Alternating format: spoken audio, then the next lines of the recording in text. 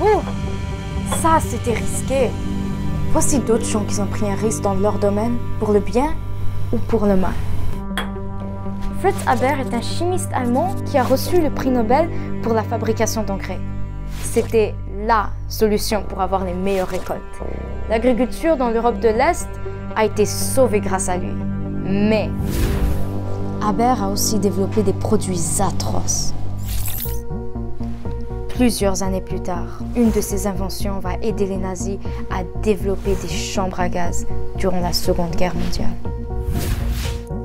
Imagine, la même personne a reçu un prix Nobel et s'est ensuite fait surnommer le père des armes chimiques. Ce n'est pas la seule découverte qui a mal tourné. Prenons l'énergie nucléaire. Le principal avantage est que cette énergie est extrêmement puissante et est utilisée partout pour produire de l'électricité et dans le monde de la médecine. Alors, pourquoi c'est dangereux?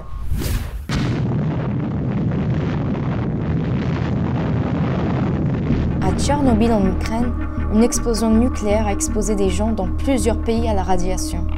Plusieurs sont morts dans les années suivant l'accident en 1986.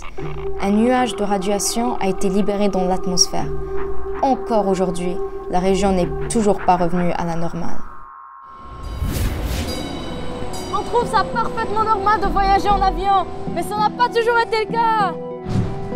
Amelia Earhart, pionnière en aviation en 1937, décide de prendre un risque pour devenir la première femme à faire le tour du monde. Mais son avion est disparu dans le milieu du Pacifique.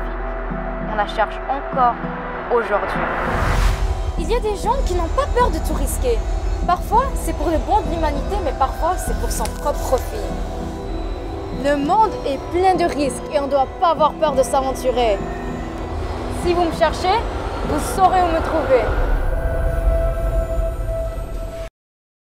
Hey, pars pas!